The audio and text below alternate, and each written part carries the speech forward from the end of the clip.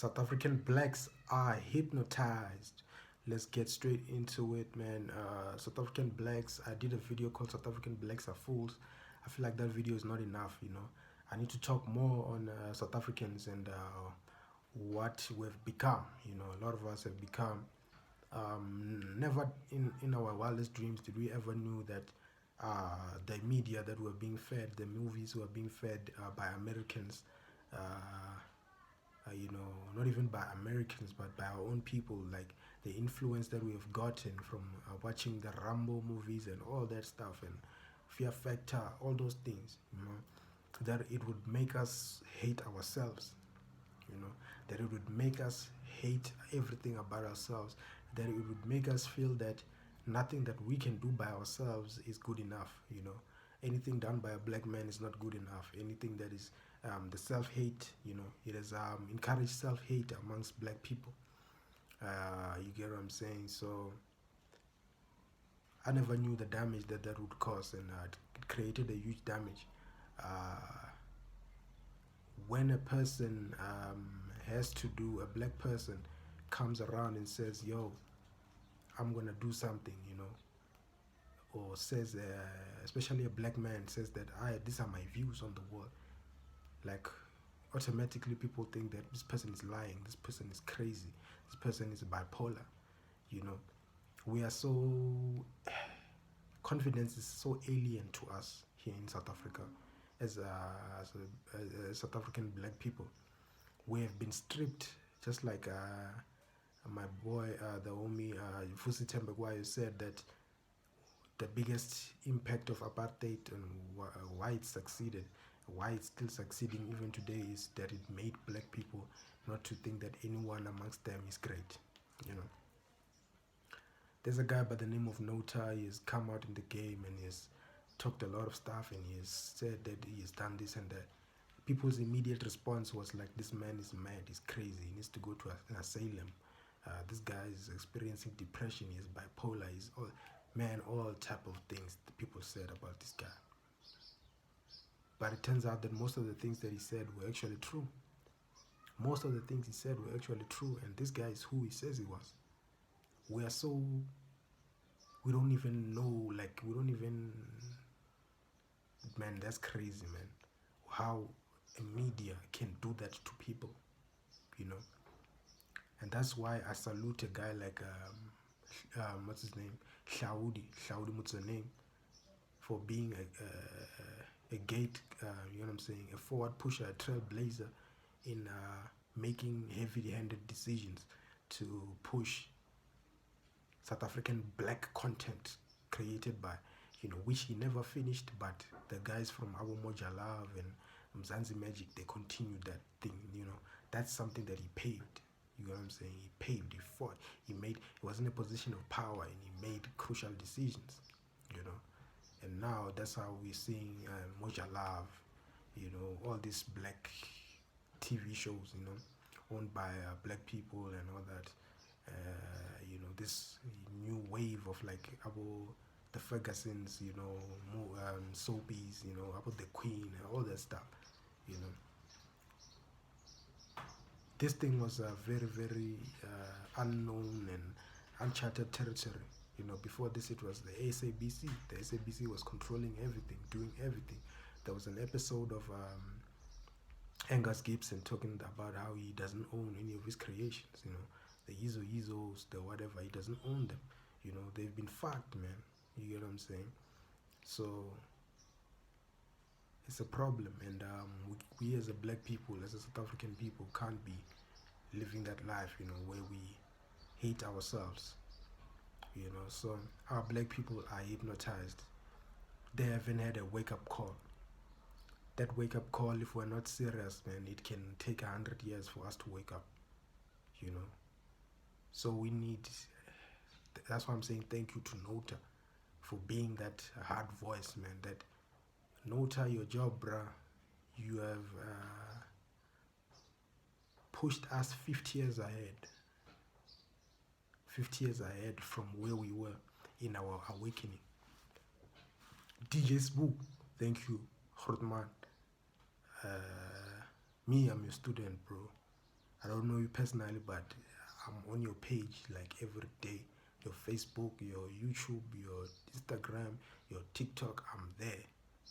Being the first to watch the content that you promote, because you are pushing us 50 years ahead to where we would have been if you guys shut up, if you didn't talk. If you guys didn't talk, I wonder where we would be as a people. You know what I'm saying? It was going to take so many years for us to have some sort of execution of our wisdom, execution of our knowledge of our roots, of our people, how we were the ones in Kemet, building pyramids. You get what I'm saying? Or let me not, I'll say us, because those are people of the black skin, It wasn't white people. That's something we didn't know. We thought those were Indians. We thought it was the Arabs who live in Egypt today. Those people are actually colonizers. They came and colonized. Egypt was Egypt before. Those guys were not the kings of Egypt. The kings of Egypt were people like us. Those are knowledges that I've consumed from your podcast, Mr. DJ's book, Penwell the Black Pen, Nota, some of the knowledge. You guys have pushed the wisdom of God unto the people, and I'm one of the awakened people that you guys have awakened. I was fast asleep. I was in the system. Now I'm out of the system. I'm happier than I've ever been. I get to make my life and carve it as the God in me sees it, rather than what the devil in the world. I'm in my he who is strong, he who is within me is stronger than the one who is in the world. I'm in that phase, and I want to live in this phase for the rest of my life. Thank you, guys. Thank you, everyone. Thank you to the late Credo Mutua.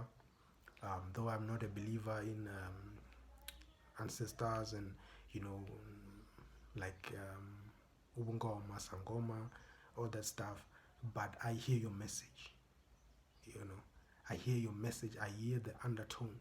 Despite all the spirit and all the differing whatever, I believe there's something we can learn from each other.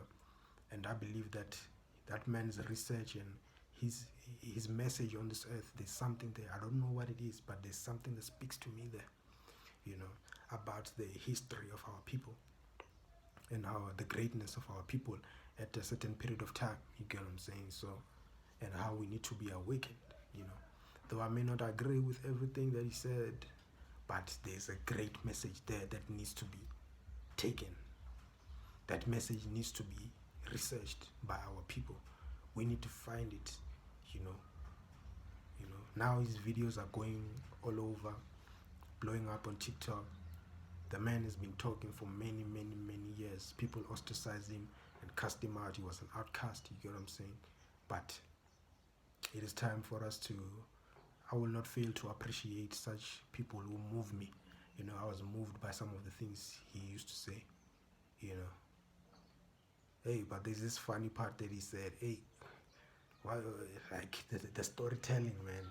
What did he say?